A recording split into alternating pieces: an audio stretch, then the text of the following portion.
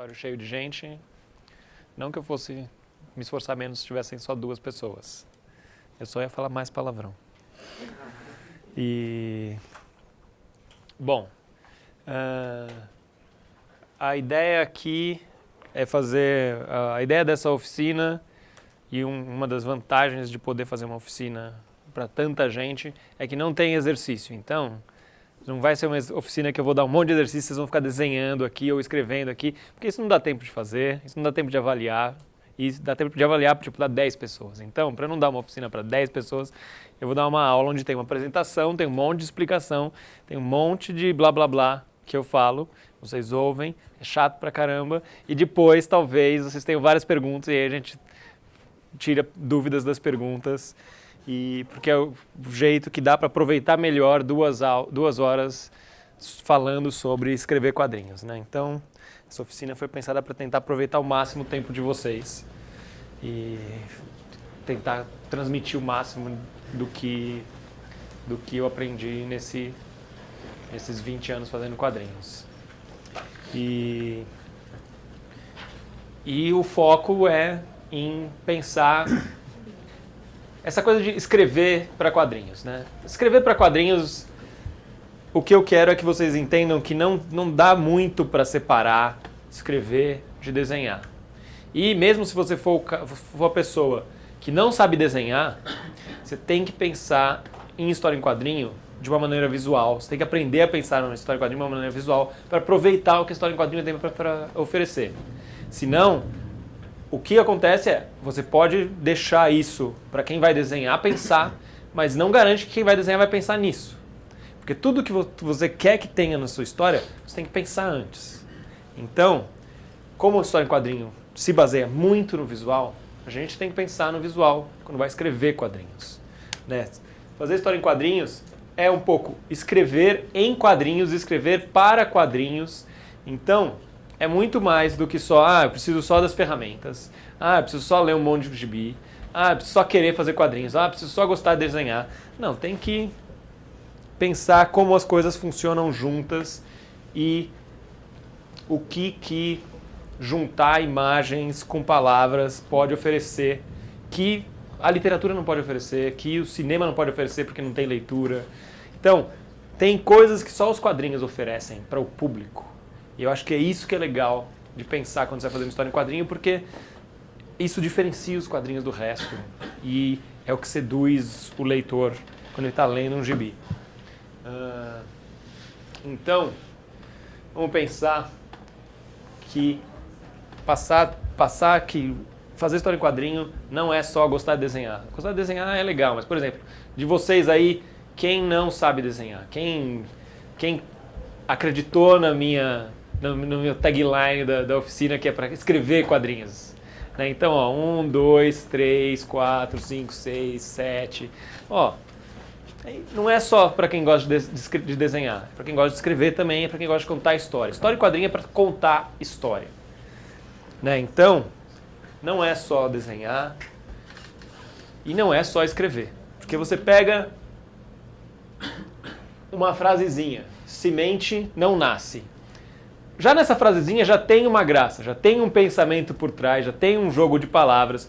E do mesmo jeito, quando você vai fazer qualquer desenho, o desenho já tem lá um pensamento de como vai ser o enquadramento, quais vão ser as cores, qual vai ser o estilo. Tudo isso você está pensando o seu trabalho para criar uma reação no leitor. E o que essa oficina pretende é que a gente comece a pensar como quando a gente junta a imagem e as palavras, às vezes a gente reforça alguma coisa, a gente trabalha 2 coisas diferentes ao mesmo tempo. Às vezes a gente equilibra o espaço em que a pessoa vai receber a imagem, porque tem lá uma frase ali, e aí com o desenho essa frase ganha um significado um pouco diferente, ou ressalta o significado diferente que era a brincadeira da frase. Né? Então, por exemplo, isso aqui é um desenho do Orlando Pedroso, que é um ilustrador aqui de São Paulo. Ele tem uma série desses desenhos com essas frases que ele coloca uma imagem para funcionar junto e cria aí uma graça. Já tinha uma graça do texto, mas aí o desenho traz um equilíbrio visual, traz uma leveza para a frase. E e tenta brincar com essa coisa, de as duas coisas trabalham juntas, a imagem e a palavra e a frase, elas trabalham juntas para transmitir o que ele quer falar. Então, fazer história em quadrinhos é colocar isso daqui na milésima potência, porque é isso em cada quadrinho, em cada página, em cada história. É pensar nisso, como isso vai funcionar e depois expandir para como isso vai funcionar com um quadrinho do lado do outro, com uma página do lado da outra, e não pensar nas coisas separadas. É pensar nas coisas juntas. Só que essas juntas, elas podem trabalhar junto, na mesma direção, ou elas podem trabalhar em camadas, indo a imagem numa direção, a palavra na outra direção, e isso cria camadas narrativas. Isso que eu acho que é um negócio legal de pensar em quadrinhos, é como, quando você conta uma história em quadrinho, você consegue criar camadas narrativas. E a gente vai ter que pensar nessas camadas narrativas porque a maioria das pessoas presta atenção nas palavras. Porque é isso que a gente aprende quando a gente cresce. A gente aprende a ler e vai ter toda uma base de aprendizado baseada na leitura. Então, quem lê quadrinhos, a maioria dos leitores de quadrinhos, eles vão de balão em balão. Pá, pá, pá, pá, pá, pá, pá, pá, pá, acabou o balão, vira a página. Então, por mais que o desenho seja a coisa mais legal e o desenho seja bacana, eles vão de balão em balão. Pá, pá, pá, pá, pá, pá, pá, pá, pá. Então, a gente tem que pensar no balão e pensar na frase para que eles não esqueçam do desenho. E a história em quadrinho, então, nessa coisa que eu estou falando, da palavra e do desenho, você vê, isso tem que funcionar em qualquer estilo. Isso tem que funcionar, não importa qual é o seu desenho. Porque o desenho é um negócio subjetivo, é um negócio pessoal, cada um tem o seu desenho. E numa história em quadrinho, o bom desenho é aquele que conta a história. Então, o seu desenho não é pior do que o do seu amigo ou do cara que você gosta. Isso não importa. Importa se você consegue contar a sua história com o seu desenho. Se vocês pegam as tiras do André Dahmer, vocês sabem quem é o André Dahmer, que faz Os Malvados? Ele é o meu melhor exemplo de, tipo, é praticamente um cara que não sabe desenhar e ele faz uma das tiras mais geniais, porque ele entende essa mecânica dos quadrinhos. Principalmente na tira, onde é um sistema de repetição, é o ritmo que ele apresenta as informações, o ritmo. Então tem lá a repetição da imagem e aí no final muda alguma coisinha. E nisso a palavra ganha uma força e ele trabalha com a síntese do desenho, o texto. Então o Dahmer é um ótimo exemplo de que funciona mesmo se o desenho for simples. O desenho do Dahmer é praticamente isso daqui. Quando ele começou Os Malvados, aqueles hominhos florzinha, era isso aqui. E é isso, funciona, porque as pessoas vão entender a imagem, porque a palavra tem uma imagem e tem um balão que funciona no contexto. Tem uma imagem, é a mesma informação que as pessoas estão captando. Tem uma pessoa, tem uma mesa, sei lá, e ela está falando, olhando para frente. O resto é firula. Às vezes a firula importa na história, às vezes o desenho é importante, precisa de mais detalhe no desenho. Isso depende de história para história, isso depende do que vocês vão querer contar. Então, não estou falando que toda a história funciona com a minha de palitinho. Mas, se você conseguir contar essa história com a minha de palitinho e ela funcionar, 100% de sucesso. Mas às vezes, do mesmo jeito que você quer usar mais adjetivos, você quer usar mais diálogo, você quer usar mais fala, às vezes você quer usar mais detalhe no desenho. Às vezes seu desenho precisa de mais detalhe, às vezes seu desenho precisa de cor, às vezes seu desenho precisa de coisas que são parte do vocabulário visual. Então quando você escreve em quadrinho, do mesmo jeito que você tem o seu vocabulário da linguagem, parte da linguagem do quadrinho é o desenho, e às vezes você vai precisar de mais vocabulário para contar a sua história. Mas, como eu falei, e eu vou falar várias vezes dessa coisa das camadas de leitura nos quadrinhos, a primeira camada de leitura dos quadrinhos, a base da sua narrativa, ela funciona assim. Você tem que pensar assim. Pensar que existe o quadrinho em relação com os outros quadrinhos, o texto em relação com o desenho, e isso é o que direciona o olhar do leitor. O leitor vai de um balão para o próximo balão, para o próximo balão. Então, os balões, eles passeiam pelo quadrinho para você fazer o olho do leitor passear pelo quadrinho. Se os balões estivessem todos aqui e todos para cá e daqui para cá, a tendência do leitor é descer direto para cá e não ir para lá. Então, se esse balão tivesse aqui embaixo, se o cachorrinho tivesse aqui e esse balão tivesse aqui embaixo, a força desse balão aqui de fazer o leitor olhar para cá é mais forte do que da força do leitor olhar para cá. Então, isso assim, então, onde você coloca o balão é um jeito de ajudar o leitor a passear para o quadrinho que você quer, para o próximo quadrinho. Porque as palavras elas são muito fortes e elas fazem o leitor querer olhar. Se aqui estiver muito perto, o movimento é esse.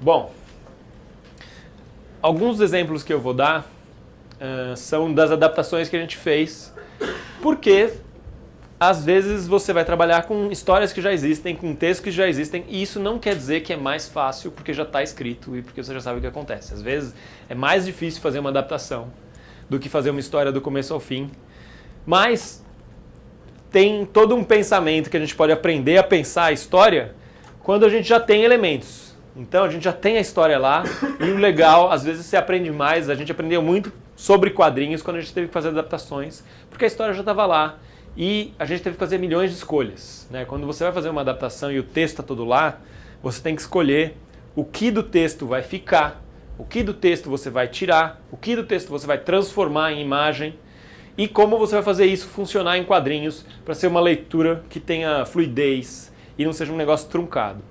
Né? Então, eu trouxe uns exemplos das adaptações que a gente fez, porque eles são um bom jeito de ver o processo mental de, esse é o texto e isso daqui transformou nisso.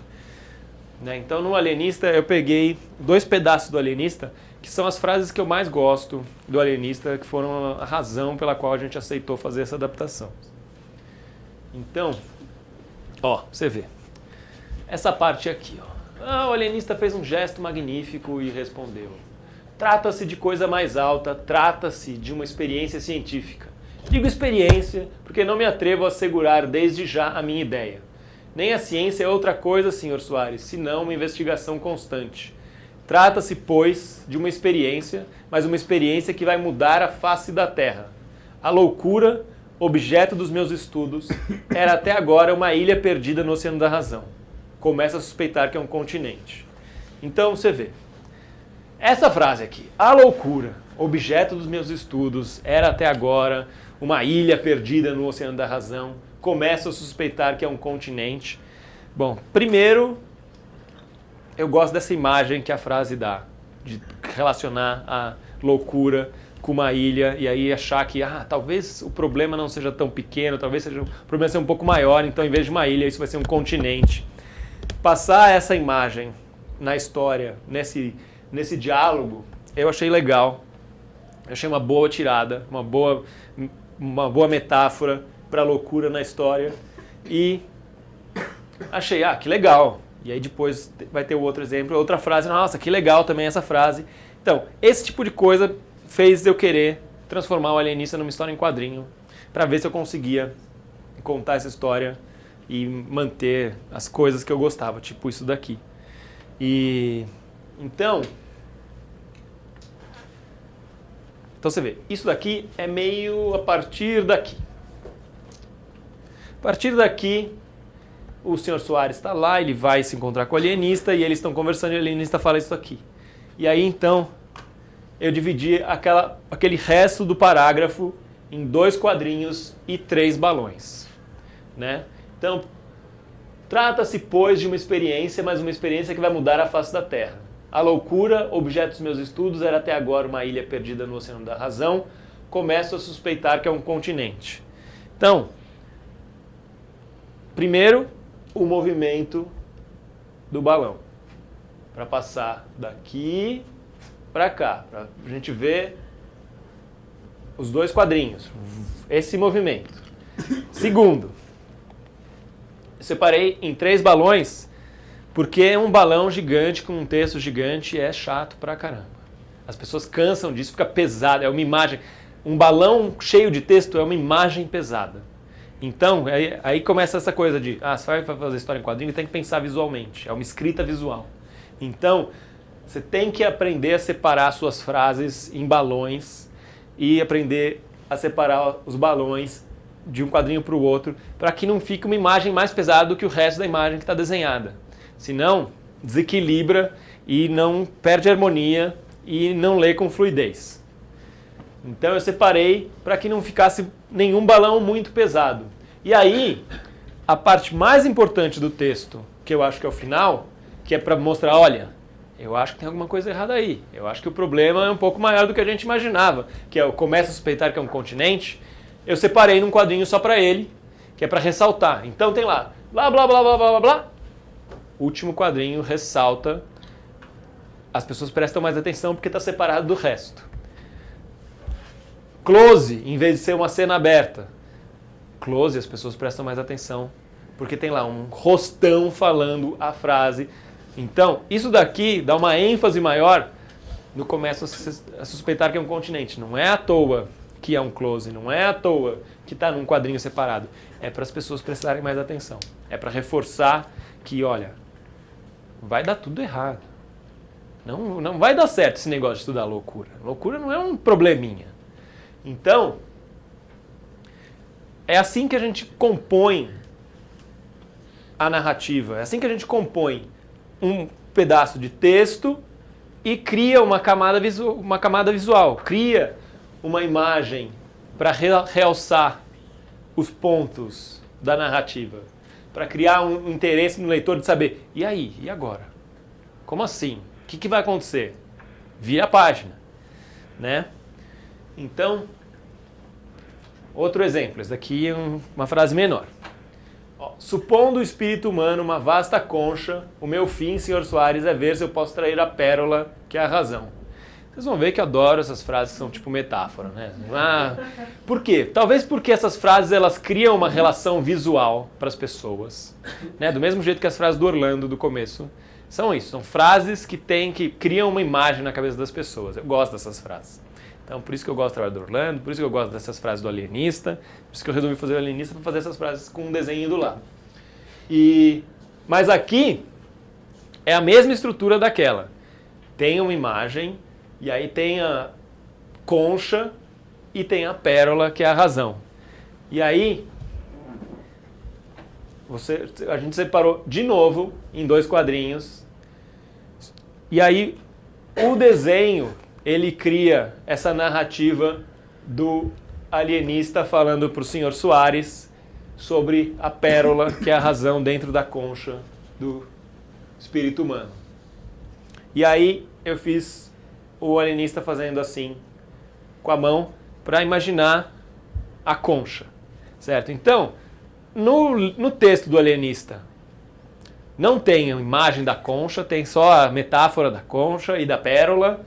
E eu também não tive que desenhar uma pérola, mas eu desenhei o cara pensando na pérola. Então a parte de, eu vou ter que imaginar a pérola, tanto no texto original quanto no quadrinho, ainda fica para o leitor. Não estou lá, simplificando, deixando mais raso, porque é desenhado. Estou explicando, não estou explicando. Estou exigindo que o leitor ainda imagine do mesmo jeito, mas estou criando essa camada visual do que as pessoas podem, do que os personagens podem fazer enquanto eles falam. Porque os personagens, eles falam com as palavras, eles falam com o corpo. E aí, a gente pode usar a expressão corporal do personagem para ajudar, do mesmo jeito que a gente usa o enquadramento, do mesmo jeito que você separa em 2 quadros, para dar ênfase no close, de novo, da pérola, você usa a expressão corporal do personagem para dar ênfase na imagem da pérola. E aí o leitor fica com essa coisa da pérola, que é a razão. Então, você vê, o pensamento é o mesmo. A gente separa em quadrinhos para dar ênfase. A gente escolhe a pose, escolhe o enquadramento para dar ênfase. Isso, então, essa coisa de escrever, essa coisa de fazer história em quadrinho. A gente faz história em quadrinho para manipular o leitor, para estimular o leitor, para fazer o leitor pensar alguma coisa, ler alguma coisa, prestar atenção em alguma parte específica do texto ou da imagem, e disso criar uma reação no leitor a partir dessa manipulação. né? Isso é para isso que a gente pensa tanto em quadrinhos, em vez de só fazer um quadrinho do lado do outro, fazer só um diálogo e ir separando. Porque dá para criar essas camadas de leitura. O texto continua igual, então é praticamente a mesma leitura de ler do conto, é ler a versão em quadrinhos. Só que aí tem toda essa nuance visual que vai criando uma outra camada. Bom, agora eu vou passar para uns exemplos do Dois Irmãos. Porque o Dois Irmãos foi bem diferente do que fazer o Alienista. O Alienista era um conto de 20 páginas, que a gente fez uma adaptação para um gibi de 60. E o Alienista tinha 260 páginas. E a gente fez um gibi de 220 e tantas. Né? A gente teve que fazer o Alienista em 3, 4 meses e a gente fez o Dois Irmãos em 4 anos. Mas é porque o Alienista, ele é um conto muito mais complexo. Ele é uma história muito mais complexa. E o que a gente, do mesmo jeito que o que a gente gostava no Alienista era a pérola, era as metáforas, era a ironia do texto, era um negócio muito simples, que dava uma super liberdade para explorar visualmente. No Dois Irmãos, a narrativa tinha uma complexidade temporal, porque é uma história de memória que vai e volta no tempo, e tem o cara contando o que muita gente contou para ele e coisas que ele viu, tudo isso intercalado de um jeito que é super fácil, gostoso e lindo de ler na literatura, em prosa, mas super difícil de manter uma fluidez, pensar nisso de uma maneira visual. Porque a imagem toma um espaço e criar uma fluidez com essas imagens e fazer esse zigue-zague temporal era um desafio. Então, fazer uma adaptação e pensar na história dos Dois Irmãos para fazer em quadrinhos era um trabalho muito maior, porque era um mundo muito maior, onde tudo tinha uma importância diferente, né? Principalmente no desenho. Eu acho que o que deu mais trabalho no Dois Irmãos é porque o desenho precisava de muito mais pensamento para compor o desenho, para escolher o desenho, para funcionar, porque a gente ia acabar contando muita coisa no desenho para acrescentar o que tinha no texto. Então, primeiro, a gente teve que ler o livro trilhões de vezes. Né? Novembro de 2010, depois que a gente tinha acabado o Day Tripper, o Bá começou a ler pela segunda vez o livro, e eu também, para começar a fazer um resumo. Julho de 2013, a gente ainda estava lendo milhões de vezes e trabalhando no roteiro ainda, antes de começar a desenhar.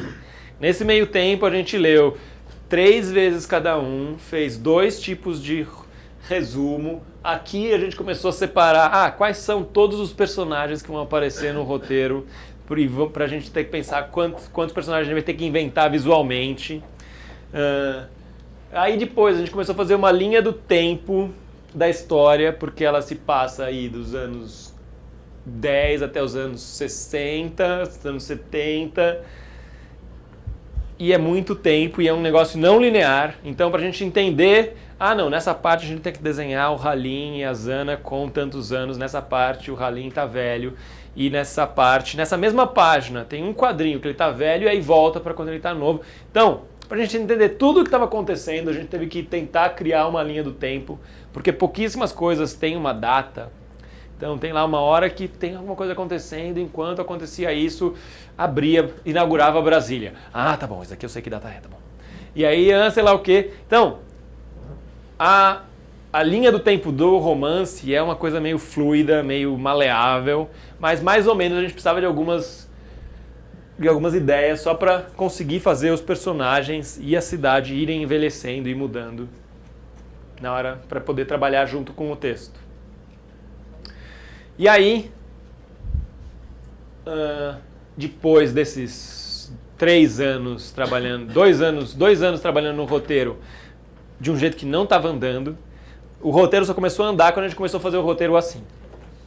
Então, o roteiro dos Dois Irmãos a gente escreveu assim, a gente já tinha lido lá 5 vezes, e aí a gente sabia mais ou menos, a gente começava a ver no livro, essas são as palavras que vão entrar, mas a gente só começou a conseguir pensar nas páginas pensando com um rascunhão de como iam ser as páginas. Então, primeira página do capítulo 1, as chaminés do barco quando o Jacob está voltando do Líbano. E aí abre, isso aqui é a praça, árvore, pessoinhas.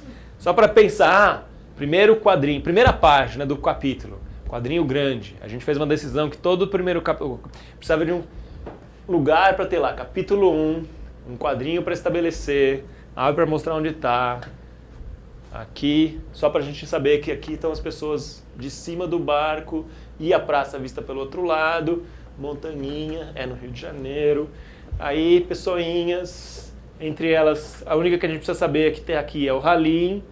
E aí, pessoinhas descendo, e uma delas a gente sabe que vai ser o Jacob.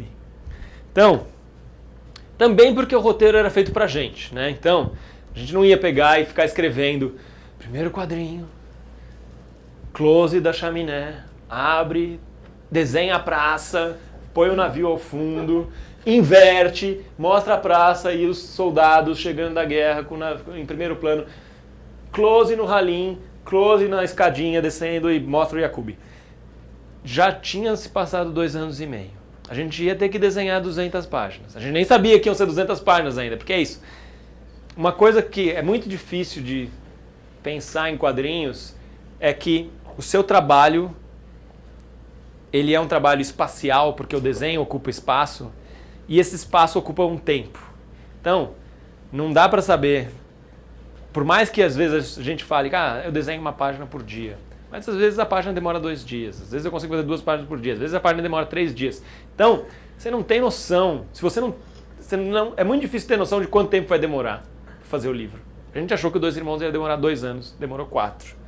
Porque a gente estava lá, trabalhando no roteiro, resistindo nessa ideia de que tinha que pensar visualmente no roteiro. Tentando focar nas palavras, porque eram muitas palavras, era muita coisa para colocar em palavras. Mas só começou a andar quando a gente foi pensar visualmente. E aí, vocês veem, tem aí um monte de coisa ainda para colocar no desenho. Um monte de detalhe para colocar, para mostrar detalhes da praça, e do navio, e das pessoas, e das roupas, e da arquitetura do Rio de Janeiro nos anos 40, ok, e as pessoinhas, e essas coisinhas caindo quando as pessoas estão voltando da guerra, e as mulheres esperando os soldados, e o Halim esperando o filho aqui voltando. Aqui só tem tipo um borrinho, uma borradinha mais preta aqui para colocar que talvez seja esse o Jacob. A gente só vai saber na próxima página. Mas o esqueleto, aquilo que eu falei da base da história, está aqui. O quanto de texto a gente vai precisar está aqui. Onde ele vai meio ficar está ali. Então, isso é o que a gente precisava para que a história funcionasse, para a gente conseguisse ver a história acontecendo, para ver se ia funcionar. Né? E aí a gente começou a andar, e depois que a gente tinha aquele roteiro, a gente se sentiu mais à vontade para conseguir começar a desenhar. Então, mesmo uma sequência como essa, que não tem fala, que só estava lá narrando o que estava acontecendo quando o investigador foi atrás do Omar para descobrir quem ele se encontrava, e aí mostra esse encontro com a Pamulato, a gente tinha um roteiro visual para ver se funcionava o enquadramento, para ver se funcionava o tempo da leitura. Tem que ter um quadrinho aqui, pequeno, quadrinhos do mesmo tamanho. Normalmente eles fazem o leitor passar o mesmo tempo por quadrinho. Do mesmo jeito, o mesmo enquadramento, então é quadrinho do mesmo tamanho, e 2 pessoinhas, e 2 pessoinhas. Então, é o mesmo enquadramento, uma repetição do mesmo ângulo, mesmo tempo, e aí, pã, e isso faz a pessoa passar mais tempo aqui. Volta. Mais tempo nessa cena. Então, o roteiro é isso. A página é isso. Aqui a gente faz todo o pensamento. Aqui é só técnica, o desenho e fica lá, trabalho escravo, operário. Né? Desenhista de quadrinhos é um operário. Né? Assim, eu acho super legal, eu acho incrível, mas é um trabalho sem glamour. quando as pessoas leem a sua história e veem o seu desenho, e aí você vê na reação das pessoas, se elas gostam da história ou se elas gostam do desenho, aí tem o glamour. Mas o desenhar 10 horas por dia, sentado, com a dor na bunda, porque dói, ficar sentado o tempo todo, isso não tem nenhum glamour. E é por isso que é tão difícil fazer quadrinhos. Porque é tão fácil e gostoso de ler, e tinha gente que leu Dois Irmãos inteiro na fila do autógrafo quando eu lancei, e demorou 4 anos para fazer. Né? Então é isso. Era uma fila grande, tá bom, mas que tenha demorado 2 horas para ler. Demorou 4 anos para fazer. Então, essa parte operária de construir a história, você precisa ter essa base que te faça ver o final da história para você conseguir chegar até lá. Então aqui, para a gente pegar um exemplo meio no mesmo esquema do Alienista, talvez um pouco mais complexo, mas aí a gente foi lendo o livro e a gente tinha um dos livros que a gente tinha, era só para fazer esses rabiscos e ficar escolhendo, essa frase parece legal, tá bom, aqui Halim, não posso esquecer que aqui tem que mostrar o Halim, ele é o personagem que está na cena, essa é a frase que eu gosto, tal. E aí, ali, o final daquela frase lá, e aí, pensar visualmente. Pensar visualmente é uma das partes que o Halim está contando uma coisa para o Nael. E isso é uma das maiores diferenças da versão em quadrinhos para a versão do romance, é que muito da história do Dois Irmãos é uma história que tem... O Dois Irmãos tem um narrador, que é um dos personagens. Só que muito da história o narrador viu e muito da história contaram para o narrador.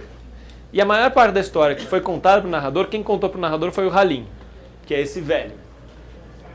Só que no romance você pode falar sobre isso sem nunca falar. Então, quando o Halim e o narrador estavam em cima da loja, no armazém, e o Halim estava lá fumando o seu charuto no relax, aí eles contaram sobre aquilo, não tem essa contextualização de onde eles estavam. Então, quando a gente foi fazer a adaptação, a gente tinha que pensar visualmente os momentos em que a gente estava falando, contando a história, e o narrador estava presente, ou o Halim estava presente, os personagens estavam presentes.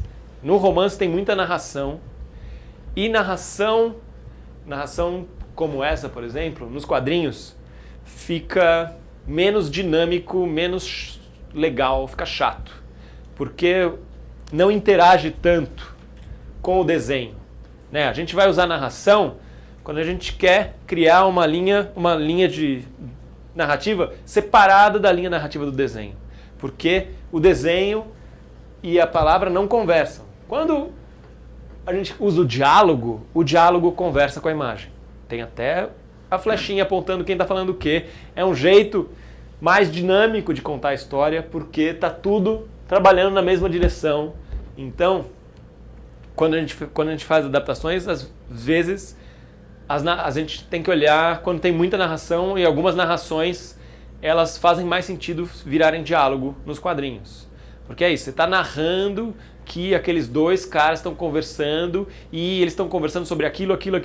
Então você narrou tudo o que eles estão falando. Numa história em quadrinhos, você não vai narrar tudo o que eles estão falando, você vai colocar eles lá, mostrar e transformar a narrativa em diálogo para que tenha uma leitura melhor. Né? Porque senão vira uma história ilustrada. A gente não faz história ilustrada, a gente faz história em quadrinhos. Né? História ilustrada, uma coisa conta uma coisa, uma imagem conta outra imagem.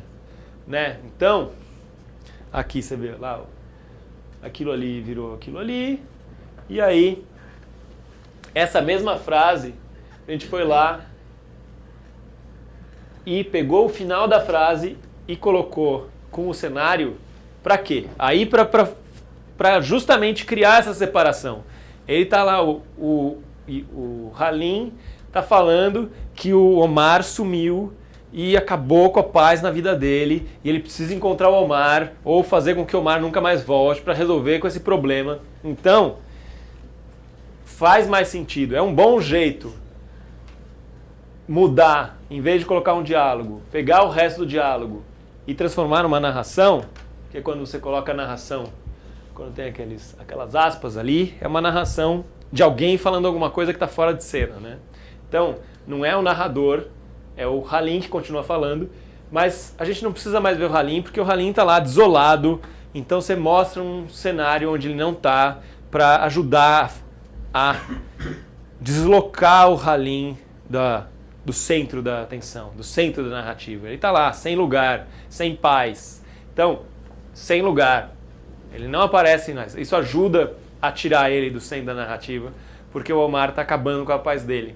Então faz sentido fazer essa troca e a narrativa continua. Então, enquanto as palavras elas são uma continuação do mesmo pensamento, você consegue criar essa segunda camada visual fazendo esse jogo de diálogo e narração e dentro do galpão onde eles estavam conversando, e depois mostra uma cena externa para dar essa sensação de afastamento do personagem, de isolação e solidão e blá blá blá.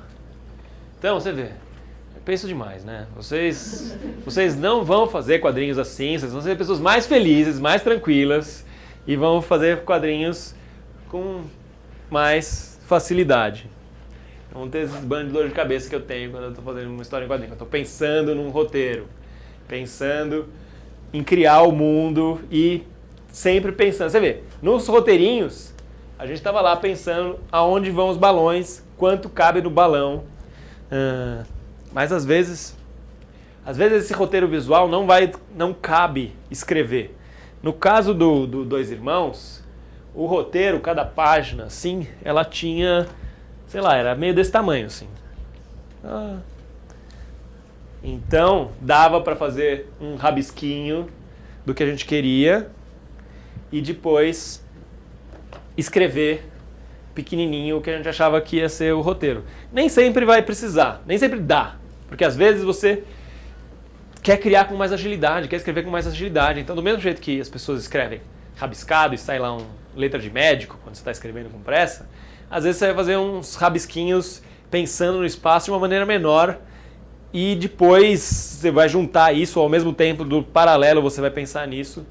E então, por exemplo, aqui, aqui é meio que o contrário. Isso daqui era uma página, agora isso daqui é como se fosse assim. Então a página é desse tamanho. Então aqui numa página desse tamanho, pensando nos quadrinhos numa página desse tamanho, daqui também é uma página dupla, não dá para escrever os diálogos aqui. Nem era tão importante porque esse daqui é um dos exemplos de uma história que a gente desenhou que outra pessoa escreveu. Mas quando a gente está fazendo esse rascunho, a gente pensa aonde vai o diálogo, aonde vai o texto, para pensar, a gente quer que o olho dele passeie por aqui, a gente quer que o olho dele passeie por aqui. Então, tem que aprender a pensar no texto de uma maneira visual, que é uma dica que a gente dá para todo mundo que quer ser roteirista, que não quer desenhar também. Ajuda a fazer um rabisquinho assim, não precisa nem ter o desenho. Só de pensar, vão ser 3 quadrinhos, um quadrinho enorme, colocar uma cena, e depois um outro quadrinho com 2 personagens conversando, e depois um outro quadrinho com os 2 mesmos personagens conversando um pouquinho mais. E aí só faz quadrados e balãozinho e bolinha e coloca o texto dentro para ver quanto espaço isso ocupa. Porque normalmente quem escreve para quadrinhos coloca muito texto, porque não sabe quanto espaço o texto ocupa. E normalmente quem desenha quadrinhos e não escreve, não deixa espaço para o texto. Então, nos 2 casos, o texto fica exprimido no quadrinho. Porque o cara que não pensa no texto e vai desenhar esses 2 personagens maiores, então eles vão meio até aqui assim, e aí não cabe o balão, fica apertado, não tem respiro, porque não é só caber, tem que caber, mas tem que ter um espaço em volta, um respiro no texto, né? Então, vocês só vão aprender isso testando, na prática, então tem que fazer umas historinhas curtas, de preferência, para vocês não passarem 4 anos para aprender alguma coisa, vocês passam 4 horas fazendo uma historinha de 1 página, 2 páginas. Olha aqui, outro exemplo, uma historinha que eu fiz no caderno, então um espaço aqui para pensar nos quadrinhos, para pensar no ritmo da leitura visual e, vai ter um texto de narração que acompanha desse lado. E aí aqui eu fui lá jogando umas palavras, tentando pensar no que cabia, no que combinava. Nem tudo do que tem aqui entrou. E do mesmo jeito, aqui a próxima página, pensando numa história e no texto que podia acompanhar aquelas imagens. Né? Essa era uma história que tinha 4 camadas narrativas, porque tinha 3 personagens, então cada um deles tinha uma linha narrativa por página, né? E além dos 3 personagens, tinha uma 4ª narrativa que era o texto, que a partir do final da primeira página, ou no máximo a partir do final da segunda página, você percebia que esse texto não era só dessa cena, e esse texto não era só dessa cena, o texto continuava. Então o texto era alguma coisa, enquanto isso, 3 narrativas visuais aconteciam simultaneamente. Então, isso é uma das coisas legais para pensar que dá para fazer em quadrinhos. Você pode contar várias histórias ao mesmo tempo, e elas vão criando aí narrativas simultâneas, que podem dar informações completamente diferentes. E quando elas são apresentadas desse jeito juntas, elas criam uma segunda leitura para cada uma delas, que é o que será que isso quer dizer, se elas estão funcionando juntas, se elas estão sendo contadas juntas. Né? Então isso é um negócio legal de fazer em quadrinhos, para trabalhar com essa coisa das camadas narrativas.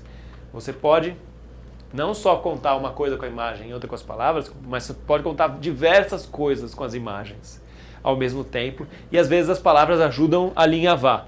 O que ajuda a mostrar que essa história tem uma ligação são as palavras, que você percebe que é uma narração contínua.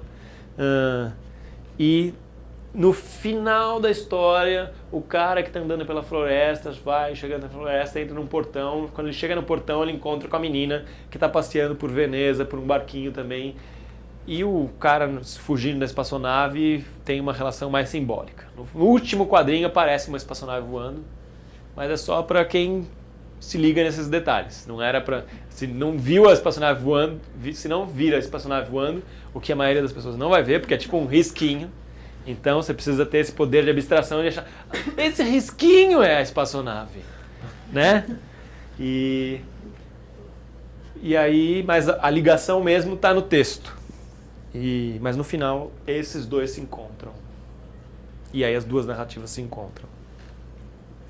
Então, aqui começam os exemplos de quando a gente está escrevendo as histórias do zero, para vocês verem também que não é só quando a gente faz a adaptação que a gente pensa demais. Eu vou continuar, mesmo se vocês não estiverem fazendo adaptações, eu também vou aconselhar não pensarem tanto, porque só dá dor de cabeça. E aqui é um exemplo de uma história que surge a partir de uma imagem. Porque às vezes você tem uma ideia, às vezes você tem uma frase, às vezes você tem uma adaptação, às vezes você não tem nada, mas você precisa fazer uma história. Então, porque se você não faz uma história, ninguém vê, você não aprende, você não descobre nada e você não anda pra frente. Então, vocês têm que fazer história. Vocês querem fazer história em quadrinhos? Vocês têm que fazer história. Né? Hoje em dia, vocês podem fazer fanzine, vocês podem fazer história para a internet, vocês podem participar de antologias e coletivos, vocês podem fazer histórias longas, vocês podem fazer o que vocês quiserem, mas vocês têm que fazer alguma coisa para as pessoas verem, para vocês verem o que funciona. Né? A história em quadrinho funciona quando você vê alguém ler. Né? A história em quadrinho não é o desejo pessoal de se expressar para o vazio, é o desejo de contar alguma coisa para alguém. Então precisa de alguém. Só que para chegar no alguém precisa terminar. Então, é aí que vocês vão ter tem que encontrar jeitos de mostrar o trabalho de vocês para alguém. E às vezes antologias são bons jeitos, ou coletâneas, ou a internet. Então nesse caso eu ia participar de uma antologia sobre histórias sobre liberdade de expressão. Então eu fui lá e era uma história de uma página. Então eu tinha que contar uma história de uma página. História de uma página dá para contar muito pouca coisa. É assim, você vai conseguir passar uma ideia, passar uma sensação, fazer um desenho legal, mas não vai dar para criar uma grande narrativa épica, né? Então eu estava lá pensando na frente do meu computador, com o meu Tumblr aberto, vendo vários feeds de imagens, vendo o Pinterest aberto, vendo o Google aberto, tudo aberto lá, para ver se tinha alguma coisa que chamava atenção. E aí eu vi essa foto, e o ponto de partida foi essa foto. Por quê? Porque tinha lá essa menina olhando para dentro de uma mala. E aí eu comecei a pensar, tá bom, então, legal, talvez, curioso, o que será que ela está olhando, o que será que tem dentro dessa mala? E aí eu comecei a moldar essa ideia de uma menina que está olhando dentro de uma mala para ver como eu podia falar sobre liberdade de expressão, sobre liberdade de criar e coisas assim. E aí eu fiz esse desenhinho assim, sem texto, porque era uma página só, então o importante é que o que quer que eu fizesse tinha que caber naquela página. Né? Várias vezes quando você faz coisas em quadrinhos, e quanto menor é a sua história, mais você vai ter que pensar nisso, tem que caber na página. Né? Se você vai fazer uma história gigante que nem o Dois Irmãos, uma das coisas que a gente sabia no Dois Irmãos é, até a gente terminar, a gente não sabe quantas páginas vai ter. Mas quando você vai fazer uma história de uma página, é a primeira coisa que você sabe, vai ter uma página. Tem que caber em uma página. Né? Então, eu pensei, tá bom, então eu vou contar uma história sobre essa menina e saber o que tem dentro dessa mala, tem que caber numa página, então vamos pensar de uma maneira narrativa.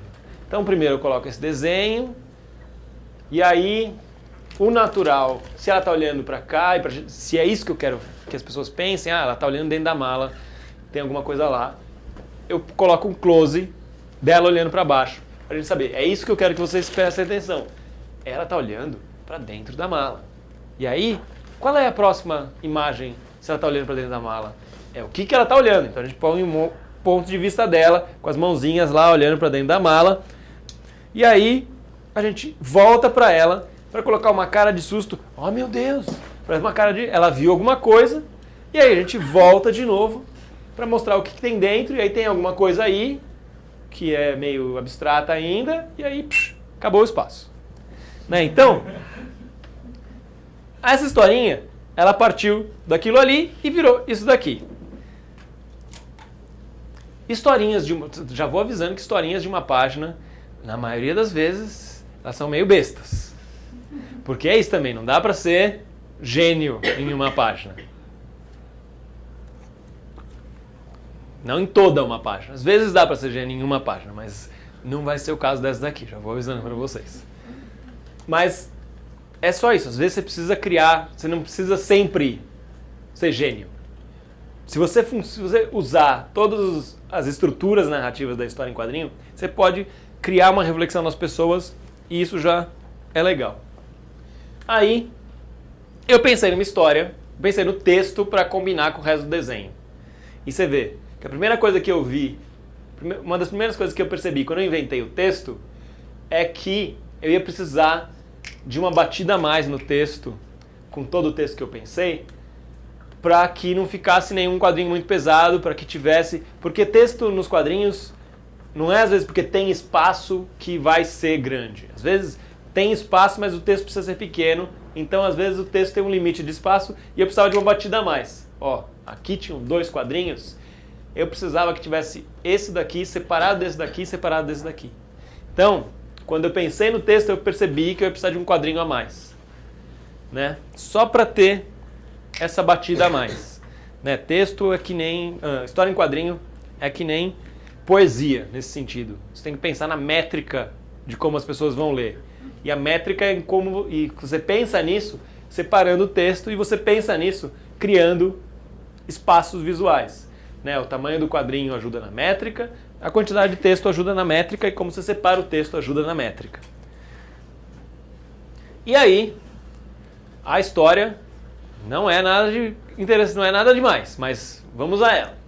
Não abra, porque é isso, você cria um texto, você quer fazer uma história sobre a curiosidade da menina de saber o que tem dentro da mala, então você coloca esse título, porque você fala para as pessoas não abrirem alguma coisa e elas têm vontade de abrir. Então, assim você cria curiosidade no leitor de saber o que tem dentro da mala, junto com a menina. A menina é o leitor, eles querem saber o que tem dentro da mala. Né? E aí o texto.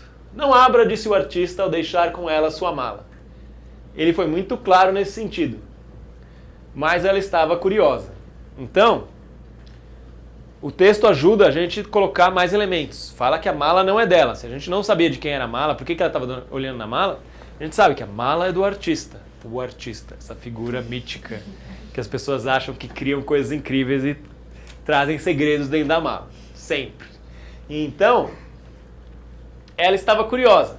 Do mesmo jeito que a gente fez no Alienista, eu uso esse close dela olhando para a mala para reforçar que ela queria olhar dentro da mala, porque ela ficou curiosa com o que tem dentro da mala. Então, o sentimento reforçado pelo close e a frasezinha lá.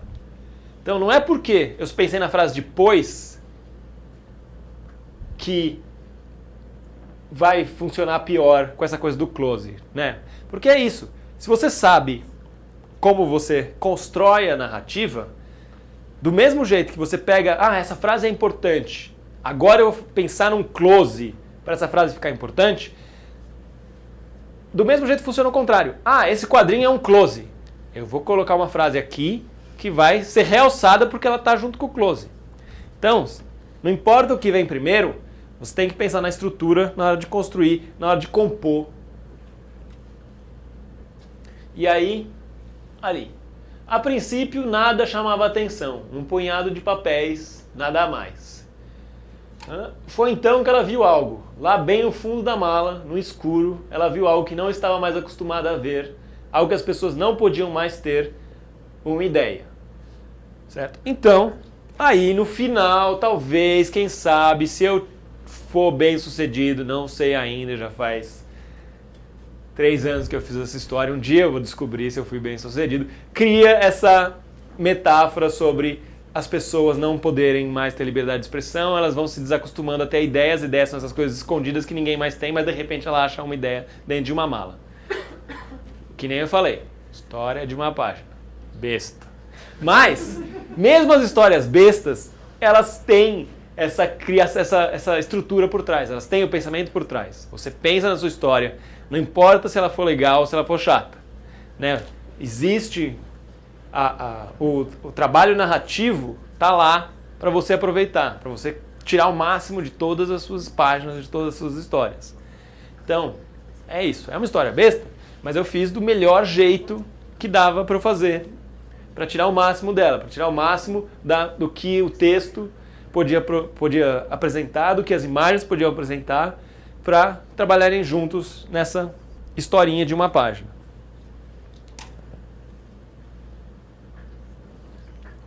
As tiras que a gente faz, não sei quem conhece, quem não conhece, as tiras que a gente faz, que a gente não faz mais já, né, mas enfim.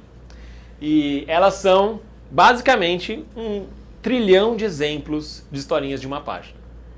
E são o melhor jeito que a gente teve nos últimos 8 anos de trabalhar essas micronarrativas. E quando você está trabalhando a micronarrativa, a melhor coisa é que você está exercitando constantemente como trabalhar as imagens e as palavras. Então, enquanto a gente estava fazendo a tira, foi um exercício constante, com um feedback do público relativamente super rápido, porque uma semana está lá, fez, começa a ver respostas das pessoas na internet, ou as pessoas vêm falar com a gente. Então, resposta é muito mais rápida do que esperar 4 anos até terminar um livro e aí ver o que as pessoas vão achar. Então, foi um jeito incrível de trabalhar mentalmente como construir micronarrativas, como trabalhar frases junto com as imagens, como pensar em estimular o leitor a pensar. Né? O negócio legal que a gente gosta de história em quadrinho é porque faz as pessoas pensarem. Né? Então, e aí uma coisa que é boba e besta no quadrinho, ela ganha sentido no leitor. Né? Historinha boba da mala, olha dentro, putz, é uma ideia. Que bobo isso, mas será que um dia as ideias vão deixar de ser algo comum e vão ser uma coisa estranha que as pessoas não vão mais achar normal? Talvez essa reflexão ela valha mais a pena do que a historinha de uma página. E muito das narrativas que a gente fazia na tira, elas ganhavam muito mais força porque elas ganhavam sentido quando as pessoas liam e quando as pessoas refletiam. Então, mas é isso, você está pensando como criar uma narrativa visual e usando os seus elementos. Você usa as imagens e as palavras. Existe maneira de você enxergar seus problemas e o tamanho real que eles têm, qual é qual. Né? E aí, é no leitor que vai ficar a resolução de, putz, os meus problemas são pequenos ou os meus problemas são enormes. Né? Essa coisa da imagem da conchinha aqui e a conchinha como se fosse um lugar, um templo abandonado gigante. Essa coisa de cada um vai achar que o problema dele ou é o grande ou é o pequeno. Né? Então, é com a leitura do leitor que isso vai ganhar uma resolução diferente e legal. Aqui é um exercício de direcionamento de leitura. Né? É que isso. É um casalzinho apontando ali. E aí você dá o close para reforçar que é o ali que a gente quer ver. E aí, o mais natural depois daquilo ali, do mesmo jeito que a menina da mala, se o cara está apontando, você vai querer saber o que ele está apontando. Aí você mostra lá embaixo uma rua, uns carrinhos e sei lá o quê. E aí ela faz uma carinha de surpresa e você foca no detalhe, que é a raposinha no meio da rua. E aí você tem a frase, quando você presta atenção, você vê as coisas incríveis. Né? Então, isso é o resumo de como eu faço história em quadrinho. Para as pessoas prestarem atenção, né? Para as pessoas pensarem, para as pessoas refletirem. Aí elas vão ver coisas além do que só um desenho legal, do que só uma página depois da outra. Então, aqui é um exemplo de como você vai criar as duas narrativas paralelas. Porque se você só for olhar para as imagens, é uma imagem, é outra imagem diferente, é outra imagem diferente. Não é uma sequência de imagens, não é uma sequência de ações. Então, cada imagem fala uma coisa diferente, te mostra uma coisa diferente. Mas, do mesmo jeito que tinha num outro exemplo da narrativa continuando lá, da historinha do cara, do astronauta, do cara na floresta e da menina em Veneza, você começa a perceber que talvez o texto seja uma coisa só. Né? Mesmo que ele esteja falando isso, mas e se tudo isso for o mesmo texto, for o mesmo pensamento? Aí isso ganha uma segunda leitura. Uma segunda leitura onde o texto junta o raciocínio da tira. Né? Porque isso a gente reforça aqui, reforça no final da tira.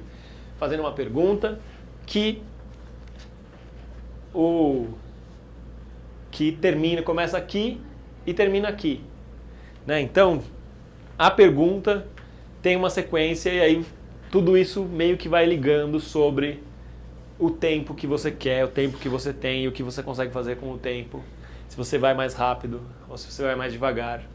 E aí você começa, aí você volta para as imagens, né? Você percebe que o texto talvez tenha uma ligação e aí isso talvez faça você voltar para as imagens e começar a pensar em qual imagem dessas faz mais sentido esse pensamento do texto para você, como leitor. Né? Então você escreve uma coisa e dá milhões de imagens fragmentadas e o leitor vai acabar elegendo uma que faz mais sentido para ele. Aqui eu estava pensando numa narrativa circular, uma narrativa de repetição e o texto fala disso e a imagem meio que tenta ajudar. Então, ó, eu me olho no espelho e vejo um monstro. Aí eu olho de novo e não me reconheço. Na terceira vez, eu vejo o charme que você vê dentro de mim. Eu pisco e começa tudo outra vez. Né? Então, você vê, o pensamento do texto é essa coisa que eu falei da métrica. Você pensa num texto feito para ser lido rápido, assim, feito para ser lido continuamente. Então, e aí as imagens elas vão criar a segunda linha narrativa, que nesse caso ajuda a compor, né? Não é uma narrativa visual que vai na outra direção. Então, fala do monstro, fala do não me reconheço, ele é uma sombra, tem o sorriso do charme, e aí volta para o monstro, e aí o monstro transborda para o quadrinho de baixo, que tem o rabinho, que tem o espelho, que volta para eu olho no espelho e vejo um monstro. Então, visualmente, você cria elementos para fazer esse ciclo do começa tudo outra vez, que é a última frase. Então, você tenta criar visualmente algo que funcione com o texto. Esse era porque eu fui no lançamento do Gustavo Duarte. Né? Então, quem conhece histórias do Gustavo Duarte, o Gustavo Duarte usa bichos nas histórias, em várias das histórias. E aí ele tinha feito uma história que era Có, que tinha várias galinhas. Ele tinha, e na Có também tinha um porquinho. E aí ele estava lançando o livro do Chico Bento, nesse caso. E aí o livro do Chico Bento em Contos Alienígenas. Então, eu tinha ido no lançamento no dia anterior, então o ponto de partida desse foi visual. Eu quero colocar uns desenhinhos do Gustavo e tal. Ele fez um lançamento no São Cristóvão, que era um bar de futebol que tem aí, que tem um bando de quadrinho na parede. Legal. Como eu pego essa ideia visual e transformo uma narrativa? Então tem os meus bichos. Como eu uso os meus bichos na tira? Eles servem como, sei lá, metáforas ou como imagens para as pessoas refletirem. Então eu fui lá pensar numa metáfora sobre a imagem que as pessoas têm de si mesmas ou dos outros. Então eu pensei numa galinhinha, pensei num porquinho e pensei num alienígena e como fazer um texto que trabalhasse com essas noções das pessoas. E para ajudar essa sequência de pensamento, né, para ajudar essa ideia de que a narrativa é uma sequência de pensamento, o desenho é um desenho só. Ela é um desenho só, é a mesma mesa das pessoas lá. E aí, a divisão em quadrinhos é para ajudar no tempo da leitura, para ajudar no ritmo da leitura. Né? Então, você divide os quadrinhos para continuar com o tempo funcionando do jeito que você quer, mas você cria uma imagem fluida lá, uma imagem contínua, porque o texto você quer que continue até o final. Você vê, é uma tira. Pra que pensar tudo isso numa tira, num jornal, vai pro lixo. Enfim. Aqui, você vê, uma tira sem fala. É mais fácil de pensar numa tira sem fala? Não. Normalmente é mais difícil pensar numa tira sem fala. É mais difícil fazer história em quadrinhos sem fala. Por quê? Porque a gente tá, que nem eu falei antes, a gente está acostumado com as palavras. A gente cresceu, toda a base da nossa educação é com as palavras. Então, quando você não tem as palavras, as pessoas vão olhar só para o desenho e você só vai ter o desenho como ferramenta para contar a sua história. Então, nesse caso, o seu desenho precisa ser muito mais pensado e muito mais bem trabalhado para que tenha igual complexidade do que você pode fazer quando você combina imagem e palavra. Mas não quer dizer que é mais chato e que é uma forma de narrativa menor. Não, é mais legal. Não é mais legal não, mas é tão legal quanto quando você consegue fazer uma historinha, uma sequência completamente sem palavras. Porque quando você tira as palavras, você vê, aqui é um bom exemplo, essa coisa do o casalzinho. O casalzinho é um quadro. O casalzinho é um quadro e tem um outro casalzinho chegando aqui. Ela deve ser a mesma menina, tem o mesmo cabelo, tem o mesmo colar. Ele não é o mesmo cara. Aí eles estão se beijando e aí as coisas vão esquentando e aí a gente meio que deixa eles se esquentando e sai de foco aqui, foca no resto do cenário, que é um viadinho e aí tem os chifres, né? Então você vê que essa ideia que a gente tem de colocar nas tiras, de sempre criar uma reflexão e usar os animais para ajudar nessa reflexão, é para isso que serve isso aqui, né? Para isso que a gente colocou esses chifres e o foco nos chifres no final, para tentar criar, mesmo numa história sem fala, uma ideia sobre um relacionamento aqui, isso aqui não é o mesmo relacionamento, será que isso aqui está certo? Talvez tenha alguma coisa errada aí, talvez tenha uns chifres envolvidos nessa historinha aqui. Então, a gente tentou usar sem imagens do mesmo jeito como a gente usa os animais na tira, para criar uma reflexão sobre o que será que está acontecendo, né? E não só porque isso aqui parece um negócio meio ilícito, mas quando você faz uma sequência sem fala, ela tem um poder muito grande sobre o leitor. Porque não fica 100% claro o que está acontecendo. Porque é isso, a gente não confia completamente nas imagens. Então, a gente está... Pode ser que essa aqui não seja aquela menina ali. Sabe, é um desenho, né? Aqui tem um desenho, aqui é um outro desenho. Pode ser, você pode achar que é o mesmo cabelo, você pode achar que tem o mesmo colar. Podia ser uma outra menina, né? Que nem aqui com certeza é um outro cara. Mas aqui pode ser uma outra menina. Você nunca vai ter certeza. Você sempre fica com aquela dúvida. E essa dúvida de quando você está vendo alguma coisa sem fala, parece que você está vendo alguma coisa que você não devia. Porque você fica com a sensação, eu não sei se isso daqui, eu não sei o que eu estou vendo. Eu não sei o que está acontecendo. Eu não sei se eu devia estar vendo isso daqui. Você fica com essa sensação de que você está vendo alguma coisa secreta. Você fica com a sensação que alguém está te contando um segredo. E se você consegue transmitir a sua história numa sequência, isso agarra o leitor de uma maneira que com a fala não agarra tão forte, porque é isso, não tem essa sensação de ele está me contando um segredo. Agora a gente tem um segredo que a gente compartilha. Eu não posso te contar porque eu não consigo expressar em palavras. É um negócio que aconteceu entre nós aqui. Então, uma sequência sem fala, ela tem esse potencial de agarrar o leitor, de envolver o leitor de um jeito que você não consegue quando você coloca o diálogo, quando você coloca a narração, que você não consegue quando você coloca tudo em palavras e escreve um livro. Então, se tem um motivo para fazer quadrinhos, é para jogar na cara das pessoas que escrevem romance. Olha, eu consigo fazer isso aqui que você não consegue. E nunca vai conseguir. Mas é só por isso, porque o resto é muito mais fácil escrever um romance, só tem que escrever, não tem que desenhar. Então,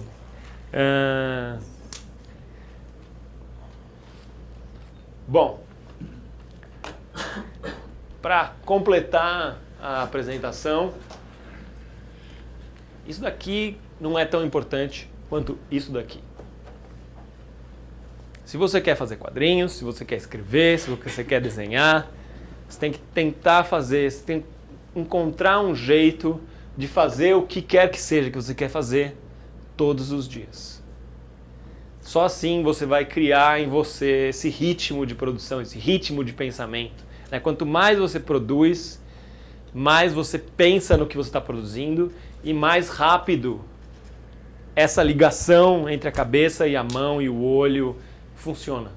Então, vocês precisam encontrar, se vocês querem escrever, vocês têm que escrever. Se vocês querem desenhar, vocês têm que desenhar. Se vocês querem escrever e desenhar e fazer quadrinhos, vocês têm que fazer quadrinhos de alguma forma ou de outra todos os dias, para criar esse ritmo dentro de vocês, porque senão não avança, senão não chega, não sai daqui e chega na mão das pessoas, e aí quando vai para as pessoas, o que volta para você é um negócio que não dá para ensinar, só dá para aprender quando vem das pessoas, quando vem do público. Tem coisas que a gente só aprende sobre fazer quadrinhos quando alguém que lê o seu trabalho vem e fala para você. Coisas que você não pensou, coisas que você não esperava que as pessoas fossem reagir daquele jeito. Isso é um aprendizado que vocês só têm se vocês fazem um gibi que colocam na mão das pessoas. E isso é uma das coisas que mais estimula a continuar fazendo quadrinhos. É uma das coisas que mais estimula a aguentar 4 anos para lançar um livro. Né?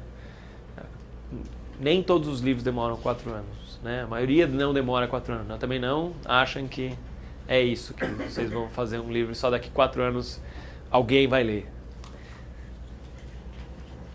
E para isso também, produzam coisas menores. Não queiram que o seu primeiro gibi tenha 200 páginas. Não queiram que o seu primeiro gibi tenha 100 páginas. Não queiram que o seu primeiro gibi tenha 50 páginas. Sabe? Ou se queiram que o seu primeiro gibi tenha 50 páginas, antes de terminarem seu primeiro gibi de 50 páginas, façam várias historinhas de 2, 3, 4, 10 páginas. Para terem coisas para aprender enquanto estão fazendo seu gibi de 50 páginas. Porque no grande mar de fazer quadrinhos, um monte de gente morre na arrebentação. A gente é todo mundo surfista. E aí a gente tem que atravessar as ondas para conseguir surfar. E aí tem a arrebentação, que é onde as ondas quebram, e um monte de gente não atravessa a arrebentação, não consegue aguentar, esperar chegar do lado de lá para pegar uma onda. Então, por que isso? Porque ler demora 2 minutos, 5 minutos, 1 hora, e fazer demora dias, meses e anos. Então, para passar essa fase de eu gosto de ler, é super fácil, é super rápido, é super gostoso, para eu consigo aguentar o tempo que demora para fazer, você tem que passar essa arrebentação. E é muito mais fácil se você for fazendo coisas pequenas nesse meio tempo, para você ter o feedback das pessoas, para você ter o feedback do público, de o que eu fiz que as pessoas... E o que as pessoas gostaram, o que as pessoas reagiram. Não precisam gostar, mas elas precisam reagir. né? Vocês precisam ter algum tipo de estímulo no trabalho que reflita no jeito que elas falam com você, no jeito que elas olham para você, que faça você ter vontade de produzir mais. E então é mais fácil você encontrar esses estímulos se você faz coisas menores, que são mais rápidas de terminar e mais rápidas de mostrar para o público, né? E dá para fazer isso simultaneamente enquanto você faz coisas grandes.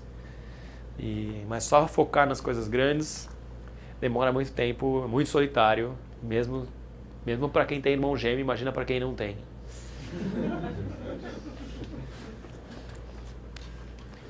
E agora a gente abre para perguntas, que eu espero que vocês tenham.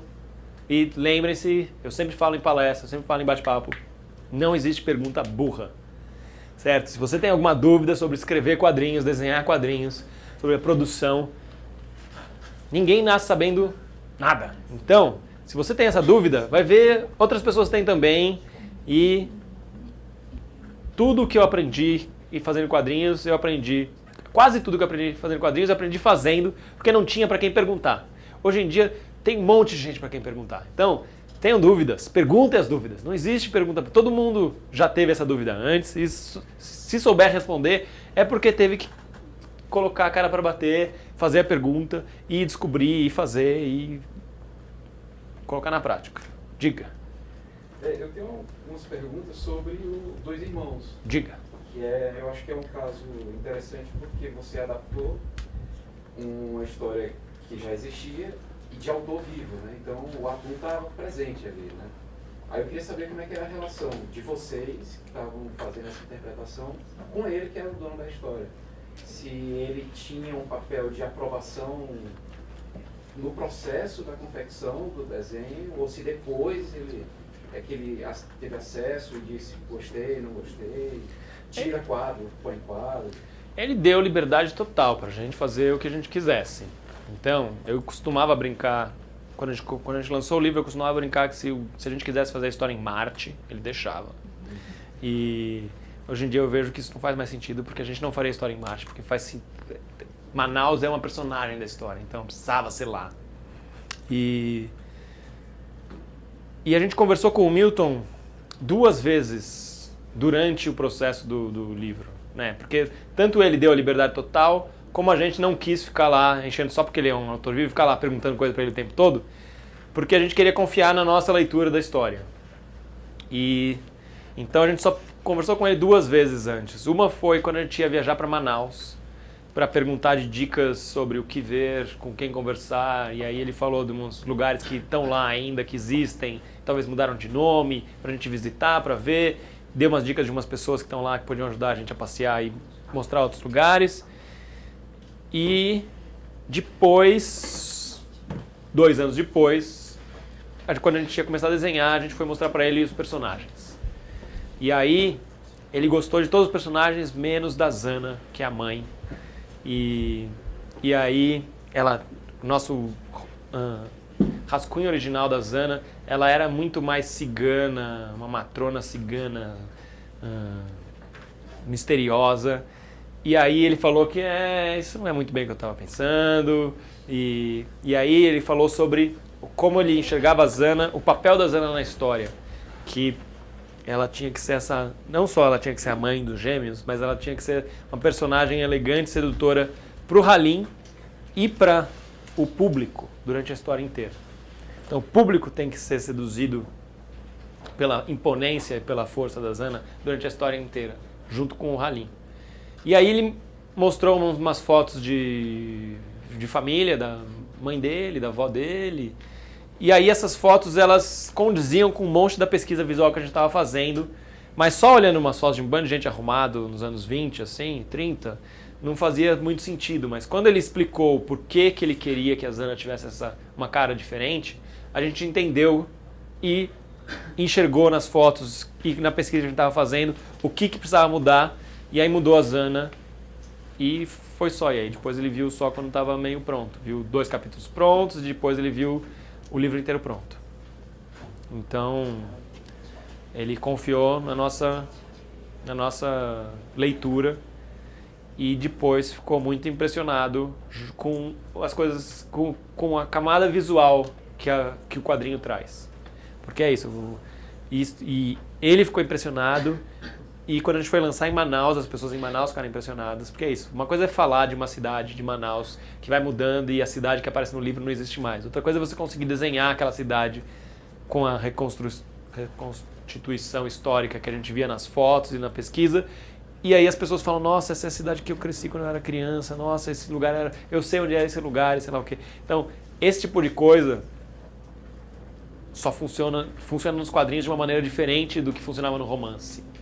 E o Milton não está acostumado a ler quadrinhos. Ele leu, sei lá, ele leu Alienista e o Day Tripper na vida, né? Porque quando falaram, vocês querem fazer Dois Irmãos? Aí ele falou, nossa, que legal, a gente tinha acabado de ganhar o Jabuti com o Alienista, então ele sabia que o Alienista existia, e aí depois ele leu o Day Tripper, e aí tá bom, então eu acho legal vocês fizerem.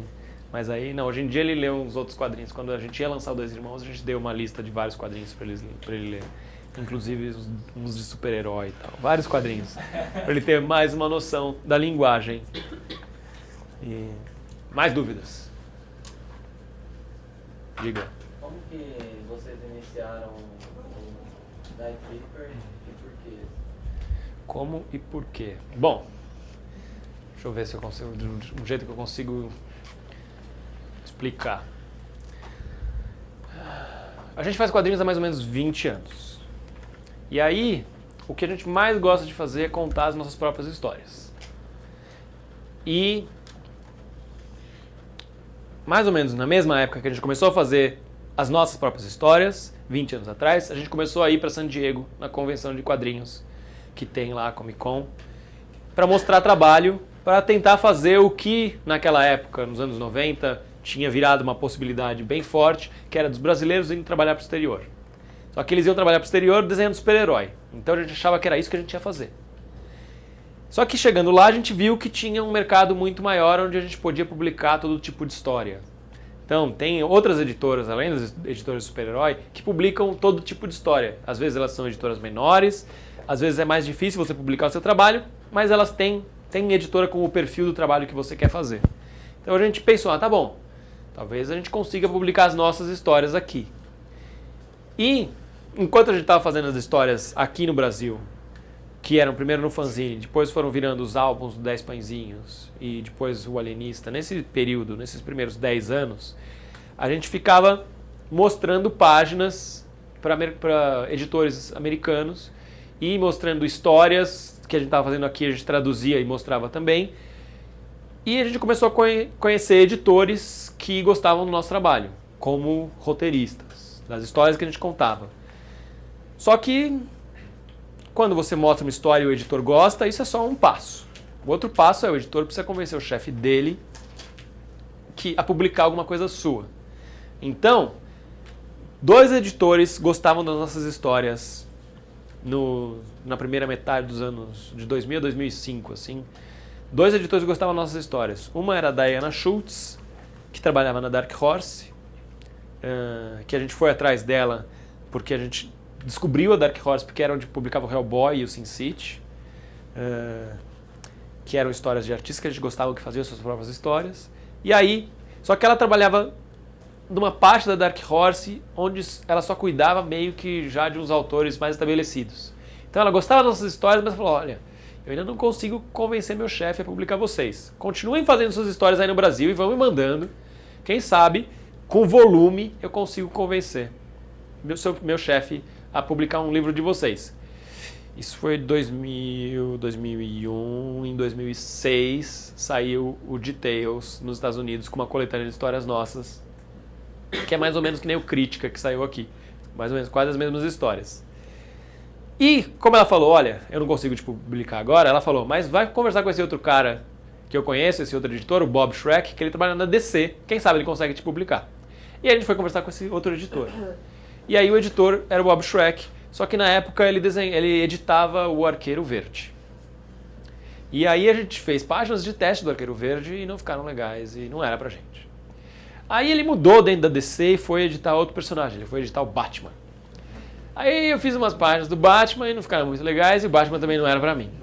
Porque essa coisa de desenhar sem história, eu perco metade do tesão de fazer quadrinhos. Se eu estou desenhando um negócio de teste sem história nenhuma, só para mostrar que eu sei desenhar, é muito desestimulante para mim. Tem gente que desenha com a mão nas costas, página de teste, desenha, não importa o roteiro, desenha um negócio incrível. Eu, se não estou empolgado com a história, meu desenho cai de qualidade total, assim. Então essa coisa de fazer teste para super-herói nunca deu certo para mim por causa disso. E aí esse mesmo editor, depois do Batman, ele foi transferido para a Vertigo, na DC, que é onde publica histórias autorais. E aí ele falou, isso demorou também 6 anos, 2000, 2006. E aí ele falou, agora eu tô na parte da DC onde eles publicam histórias autorais. Mandem as suas histórias. Nesse meio tempo, a gente já mandava as histórias que a gente ia fazendo aqui. Ele lia, ele gostava, mas é isso. O Batman não vai para um bar beber, ficar de ressaca e vai ter uma conversa com alguém no banheiro. Então, esse tipo de história que a gente contava não encaixava com nenhum super-herói. Mas quando ele foi transferido para Vertigo, ele falou, olha, agora talvez eu consiga. E aí de 2006 a meio de 2006 até final de 2007, a gente ficou mandando ideias e conversando e negociando para o que acabou virando a ideia do Day Tripper. Foi a ideia que a gente mandou, que eles mais gostaram, mas aí a gente começou a ter que desenvolver mais. Ah, tá, legal, um cara que morre. Legal, que mais? E aí a gente teve que começar a pensar mais, desenvolver mais, pensar se ia ser uma série, se ia ser uma minissérie, como iam ser os personagens, até que a gente tinha o suficiente pensado para ele conseguir convencer a chefe dele, que era a Karen Berger, a falar, tá bom, então vamos fazer. E isso demorou mais quase um ano e meio, nesse vai e vem de mandando ideia, discutindo a ideia, até aprovar. E aí demorou mais 2 anos e meio para fazer. E é isso, não era assim a história que a gente sempre quis contar na vida, mas era a chance que a gente sempre quis de poder contar uma história com tudo que a gente achava que dava para fazer em quadrinhos. Colocar relacionamento do jeito que a gente achava que dava para fazer em quadrinhos, criar uma história que o mais importante ia ser justamente o que eu falei na aula, que ia ser a reflexão que ia criar no leitor. Fazer o leitor pensar em coisas, sentir em coisas, fazer o leitor levar mais coisa com ele do que tem na história. Porque a história iam ser 10 capítulos, 10 momentos da vida de um personagem, mas usando tudo que a gente achava que funciona bem em quadrinhos, essa coisa do relacionamento.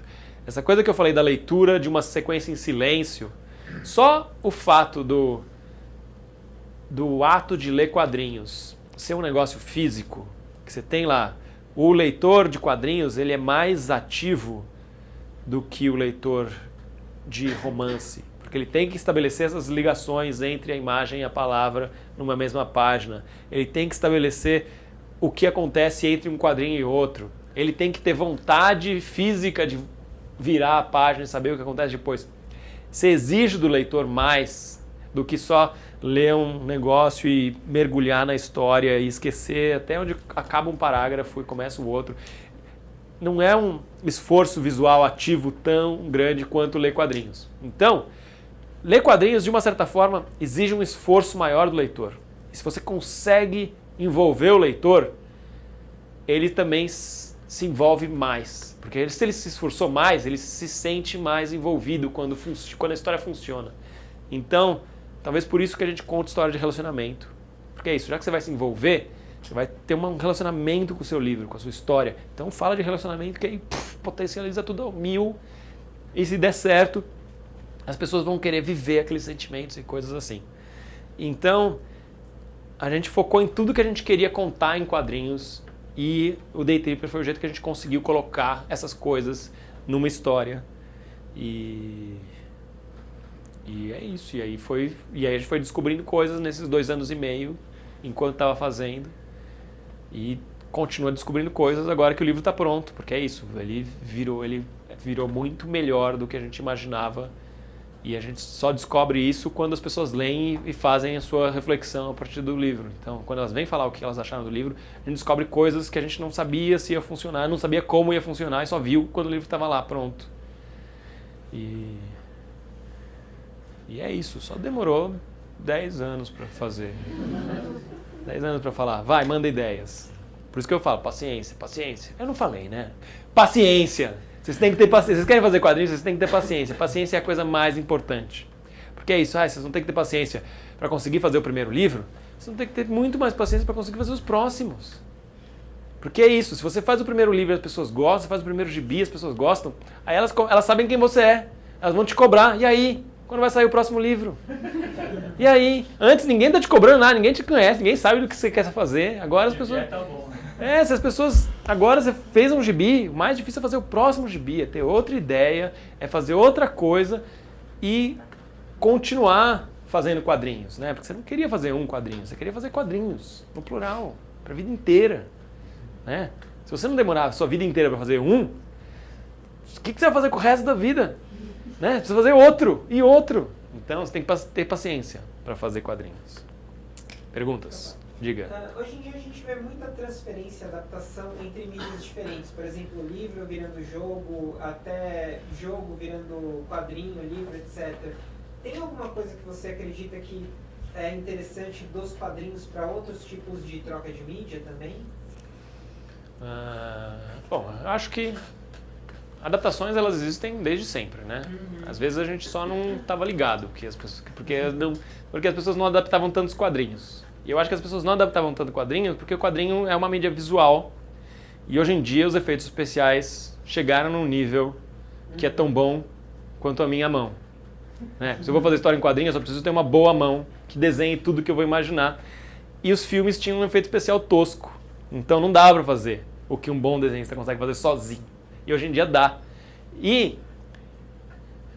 Só que é isso, você pega o cinema, por exemplo, que precisa de centenas de pessoas para fazer um bom filme, e você pega uma história em quadrinho que uma pessoa pode fazer, é muito mais barato fazer um quadrinho do que fazer um filme.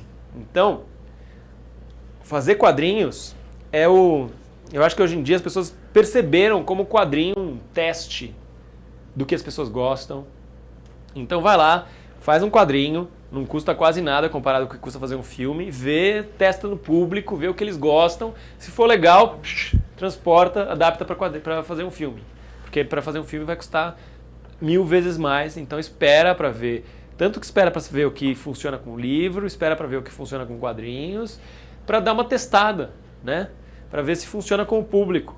Então eu acho que hoje em dia, como os efeitos especiais melhoraram muito, abriu de vez as portas para os quadrinhos. Olha, vamos ver todo tipo de quadrinho, porque tá lá visual, e agora a gente consegue transpor visualmente para TV, para o cinema. Então tá lá, temos 100 anos de história dos quadrinhos para ler e adaptar, e eles estão fazendo isso. E porque já estava testado, né? Mas é isso. Eu acho que existem boas histórias e eu acho que se você conta essa boa história de novo numa outra linguagem, você pode apresentar essa história para um outro público. Então, por exemplo, é por isso que eu faço adaptação, porque não é mais fácil nem mais barato do que fazer um romance, né? É uma pessoa só para uma pessoa só, mas como eu tenho que desenhar, demora mais tempo. Então, teoricamente é mais caro. Mas é isso, é um outro público. Então você está apresentando uma história que você adora para esse outro público. E talvez criando a curiosidade nesse público de ir atrás daquela outra coisa que você adora. E aí, aquelas pessoas que adoram aquela coisa, elas vão ficar curiosas quando você adapta. E talvez você chame esse público para cá também. Então, contar uma mesma história em diferentes linguagens cria esse diálogo entre os públicos, né? Agora tem essa Comic Con Experience, agora, né? Essa semana. Quem vai? Pô, só vocês vão, tá difícil, né? E a palestra que eu vou fazer esse ano na Comic Con é justamente sobre essa coisa, sobre as adaptações e os diferentes públicos. Então, a gente vai falar de 2 irmãos. A gente, o Milton, a Maria Camargo, que é a moça que escreveu a minissérie do 2 Irmãos, que vai estrear. O Cauã Raymond, porque afinal de contas ator fala, né? Não é personagem, não é desenhinho, né? Mas é isso, é sobre... Espero que seja sobre isso. Espero que possibilite falar sobre isso, sobre como uma história quando ela é boa e ela funciona, é enxergar o potencial de uma história de funcionar em diferentes linguagens para conversar com diferentes públicos e fazer com que esses públicos interajam. E aí, por acaso, a última adaptação que a gente fez vai ter uma outra adaptação também para o cinema. Então é uma outra linguagem ainda, trazendo um outro público que reage de uma maneira completamente diferente. E para no fim todo mundo achar que a versão em quadrinhos é a mais legal. Então... Mais perguntas? Diga. Você está mencionando a última adaptação que vocês estão fazendo, que é do Game até, não é? Aham. Do Como Falar Garotas em Festa. Tem alguma particularidade do fato de ser uma adaptação de uma história que é um conto, mas que veio de um autor que é dos quadrinhos, que tem alguma coisa diferente assim? Olha, ao contrário do Milton, o Neil Gaiman quis ver todo o processo sendo feito. Então, ao mesmo tempo que a gente fez a adaptação dessa história do Neil Gaiman, fez o texto, fez o roteiro do mesmo jeito lá, o desenhinho com os balõezinhos, que era pra isso, porque a gente ia ter que mostrar o roteiro também. Eu não ia ficar escrevendo o roteiro pra mostrar, porque eu queria mostrar que, olha, vai funcionar desse jeito, que ele vai funcionar quando tiver esse quadrinho, essa imagem, esse close. Mas ele viu o roteiro, e aí ele viu as páginas, e depois ele viu o colorido, ele tinha opiniões sobre a capa, eu dei umas opções, qual ele gostava mais. Então, talvez porque ele tenha esse passado nos quadrinhos, essa relação com os quadrinhos, ele faça questão de ver todo o processo. Mas, ao mesmo tempo, eu achei que também a gente teve a liberdade de fazer do jeito que a gente queria. Mas eu acho que é porque também ele lê mais quadrinhos, né? Então ele tinha lido Umbrella, tinha lido Day Tripper. Eu falei, tá bom. Essa história, eles convidaram a gente para fazer essa história justamente porque parecia que combinava com as coisas que a gente faz, né? Uma história também de garoto conhece garota, festas, às vezes a gente sabe o que dizer, às vezes a gente não sabe o que dizer. E era isso. E aí pra gente era uma história que tinha a ver com as histórias que a gente conta, era com o Neil Gaiman, que é meu escritor favorito, e tinha uma relação grande com uma história do Laerte que a gente leu quando a gente era jovem, que se chama Fadas e Bruxas, que é uma história de um cara que vai para uma festa cheia de mulheres, e aí ele meio que tem que conversar com elas, e às vezes ele sabe o que dizer, e às vezes ele não sabe o que dizer. Então existe paralelos com essa história do Laerte que fez com que a gente tivesse mais vontade de trabalhar na adaptação. E aí por acaso vai virar filme também. Então você vê, a gente só dá azar, né? A gente só pega uns contos que vão virar alguma outra coisa.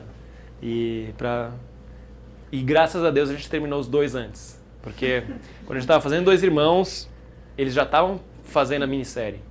Graças a Deus a gente terminou antes. Não pode falar isso. Eu como ator, como é que fico? Não, mas... Eu adoro. Aliás, eu participei da Lili, né? Lili a ex. Dou parabéns pra vocês. Se não fosse vocês, não ia ter a minissérie. Não. Não ia ter essa relação ator com vocês, a história. Não, eu ia ter. A minissérie já ia ter, né? É só... Eu tenho certeza que ninguém vai olhar a minissérie e vai achar que a minissérie aconteceu por causa do gibi. A minissérie aconteceu por causa do livro. Mas aí, se o meu gibi saísse depois da minissérie, as pessoas iam achar que eu fiz o livro por causa da minissérie. E não por causa do livro. Então nesses 4 anos que a gente estava fazendo o livro, também porque demorou 10 anos para eles fazerem a minissérie. Começou como um filme, e aí depois mudou para ser uma série, e aí depois passou vários atores, até que começou a produzir, fechou os atores, aí terminou, ia começar a filmar, aí a gente terminou o gibi. Aí vai sair antes. Aí o diretor ainda foi fazer o Velho Chico, e aí atrasou 1 ano para sair. Então, tudo funcionou. Tudo funcionou. E o filme do conto do Neil Gaiman também não saiu ainda. Vai sair ano que vem. Então tudo funcionou também. Quem sabe o filme sai só depois que o livro sair no Brasil também. Também vai ser bom. Mais dúvidas? Você falou de várias referências que você tinha agora, o Laerte, do Neil Gaiman. O que inspira mais vocês, assim? Por exemplo, você cria histórias que tem várias reflexões e tal, mas o que vocês gostam de se inspirar, ou tem alguma referência, alguma, sei lá, de qualquer nicho artístico. Pode ser uma música, um filme, ou sei lá, um outro quadrinho. Então, tudo. Meio que tudo, né? Tudo pode ser uma influência. A gente gosta... Eu acho que essa coisa de... Eu acho que talvez essa ênfase que o meu trabalho tenha, de querer procurar histórias sobre a relação das pessoas, seja um reflexo dessas coisas que eu gosto de ler. Né? Então, são histórias que têm relacionamento. Então, desde as histórias do Laerte que eu gosto, são muito mais as que têm pessoas se relacionando, histórias curtas, do que as piadinhas do Piratas do Tietê. Era muito mais umas outras histórias com outros personagens que não tinham nome, que não apareciam de novo. Era um momento. Histórias do Will Eisner eram boas porque eram, lá, gente comum. Pode acontecer com qualquer um. Né? Então, pode acontecer comigo uma história como essa. Né? Ou trazer o fantástico. Tipo, o Neil Gaiman, ele coloca alguma coisa estranha e fantástica num cenário completamente normal. Então, é como se você criasse essa vontade no leitor de um dia eu vou encontrar alguém fantástico atravessando a rua. Então, ter essa coisa de mesclar o ordinário e o extraordinário que me interessa, e isso está nos filmes, isso está nas letras do Chico Buarque, ou nas letras dos Beatles, ou sei lá, ou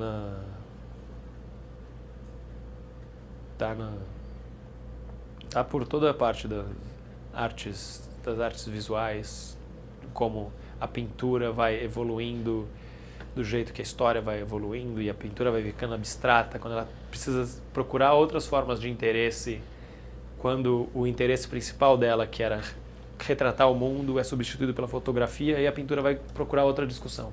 E ela vai ficar mais interessante, vai pensar em cor, vai pensar em pincelada, vai pensar em espaço, e aí, enfim, tudo pode ser, sabe? É isso. Eu posso pegar uma pintura abstrata e isso pode me influenciar a criar uma narrativa. Porque ela cria essa reflexão dentro de mim. E aí eu penso, porra, como eu posso tentar criar uma reflexão dentro das pessoas? Talvez eu não possa criar essa reflexão com uma pintura abstrata, mas talvez eu possa criar uma história para reproduzir essa reflexão. E aí eu tento criar as histórias para isso, para fazer as pessoas refletirem, chacoalhar as pessoas, acordar as pessoas. Mas é isso, eu gosto de quase tudo e ao mesmo tempo não gosto de quase nada. Mais alguma pergunta? Mais algumas duas perguntas, então você primeiro, depois ela, e aí acho que depois a gente tem que ser. Eu gostaria de saber, não sei se é o problema, mas o que você faz para manter o foco quando você vai fazer um trabalho? Sim, porque não sei se você sabe que tem vezes que está fazendo um trabalho e você fica assim, disposto, eu não sei, se eu estou disposto e você faz outra coisa, como que você se foca, sabe? Você faz coisa que tem foco. Bom, tem duas dicas que eu tenho sobre esse sentido. Uma é, escolha coisas para fazer que você gosta de fazer. Porque essas coisas, com certeza você vai ter mais vontade de fazer alguma coisa se você gostar dela do que se você não gostar dela. É muito mais difícil fazer qualquer coisa se for uma coisa que você odeia. Então, é isso, eu aguento as longas horas de quadrinhos e esperar anos para o gibi ficar pronto, porque eu adoro fazer quadrinhos. Porque senão eu ia estar de saco cheio, né? Eu não ia aguentar. E a outra é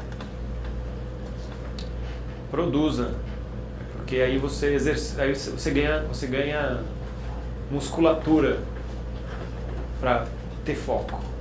Sabe, fazer quadrinhos, fazer qualquer tipo de produção é tipo ser jogador de futebol. Jogador de futebol, não importa se ele é um bom jogador de futebol, ele tem que treinar todo dia. Não é só jogar, não é só o jogo que importa. Tem que treinar para ter preparo físico. Então a gente tem que ter preparo mental. Para a gente manter o foco, a gente tem que estar pensando nessa coisa o tempo todo. E se você está trabalhando, você está praticando, você se acostuma a pensar nisso, você ganha um ritmo, pensa mais rápido e fica mais fácil de resolver soluções, de encontrar soluções, de pensar sobre o personagem, sobre o ângulo, sobre a narrativa. Quanto mais você faz, mais você pratica isso e é mais fácil de encontrar o foco.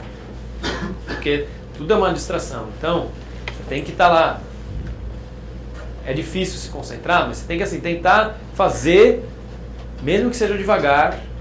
Talvez no dia seguinte seja um pouco mais rápido, talvez no dia seguinte seja um pouco mais rápido e talvez seja um pouco mais fácil, porque você está vendo, quando você trabalha todo dia, você consegue estabelecer qualquer tipo de ritmo, você começa a ver a história acontecendo na sua frente.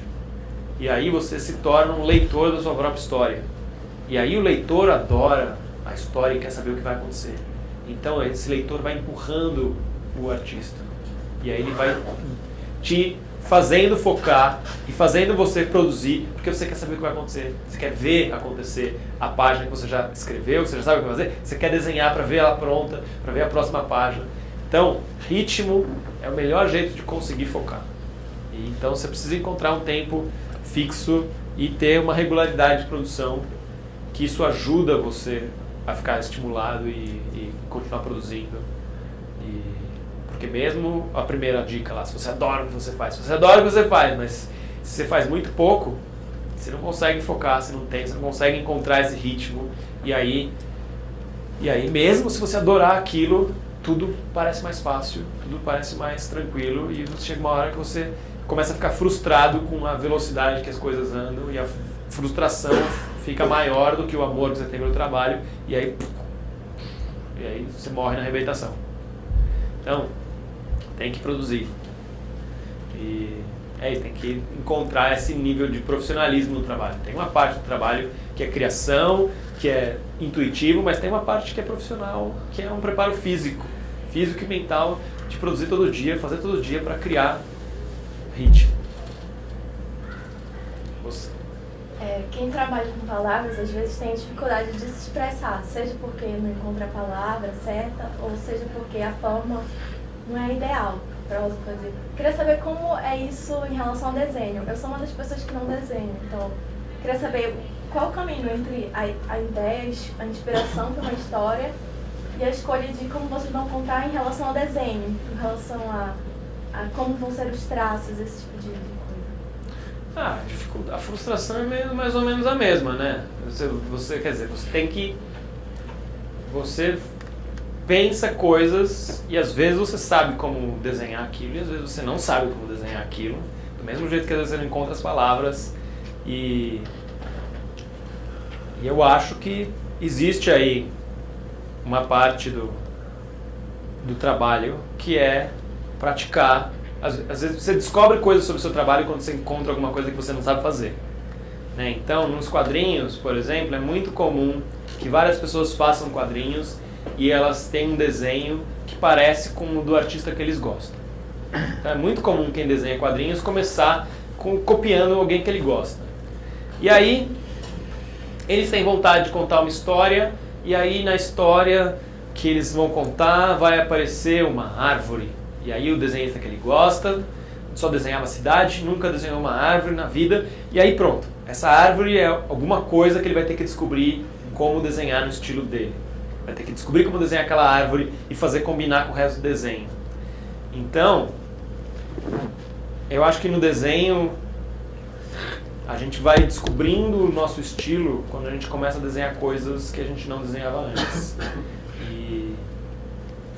E a gente vai constantemente ter que desenhar coisas que a gente não desenhava antes. Né?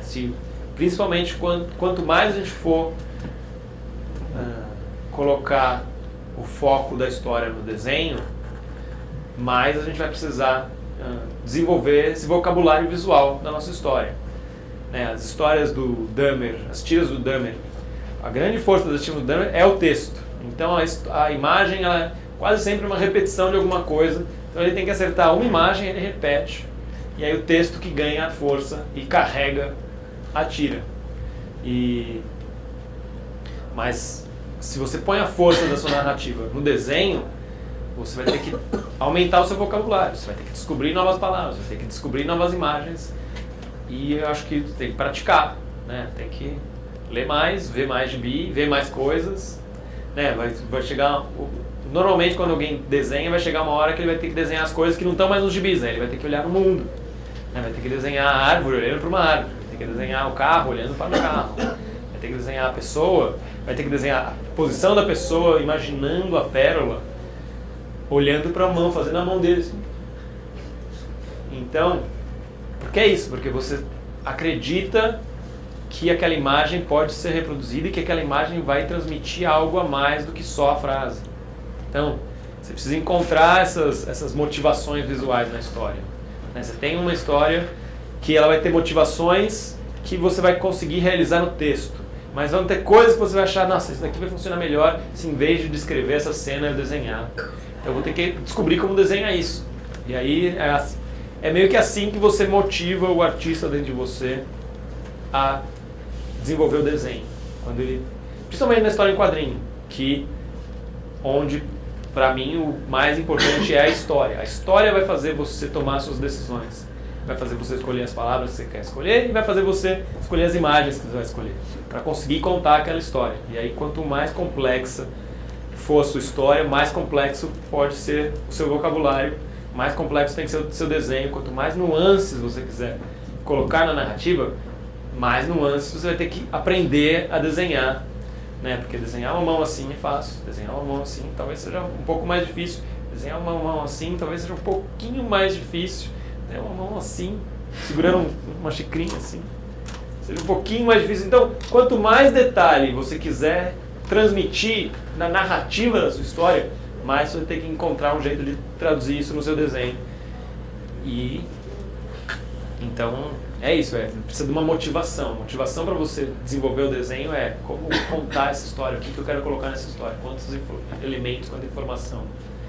E por isso que eu acho que ajuda e as pessoas evoluem muito mais quando elas têm uma história para contar. Porque fazer isso por conta própria, você só vai desenhar o que você gosta de desenhar. E aí você fica na sua zona de conforto. Quando você tem uma história, a história motiva você a aprender a ser um desenhista melhor. Motiva você a aprender a ser um escritor melhor. Sem isso, você só fica na sua zona de conforto. Eu sei fazer rima, eu vou fazer rima. Pronto, é só isso que eu vou fazer. Aí um dia eu preciso de alguma coisa que tenha mais parágrafos e nossa, não vai rimar. Vai ter que fazer sentido sem rima. E o desenho é assim, eu só sei desenhar mulher. Um dia eu vou ter que desenhar homem. Um dia eu vou ter que desenhar músculo. Um negócio que eu odeio músculo, mas faz sentido na história. Então tá bom. Então, a história pede e aí a gente vai, corre atrás e tenta fazer. Eu acho...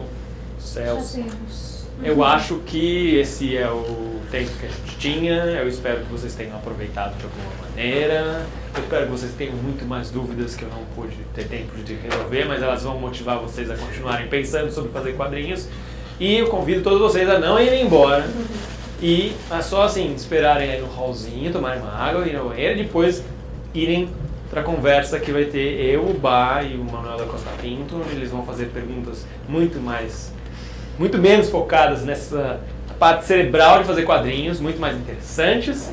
E o Bá é muito menos chato do que eu, então vocês vão aproveitar muito mais e vão poder continuar fazendo mais perguntas, né? Porque afinal de contas não existe pergunta burra e a gente quer que vocês façam quadrinhos. Eu já fiz quadrinho demais. Eu já fiz o meu quadrinho, né? Eu só vou conseguir não ter que fazer outro quadrinho na vida se vocês fizerem quadrinho.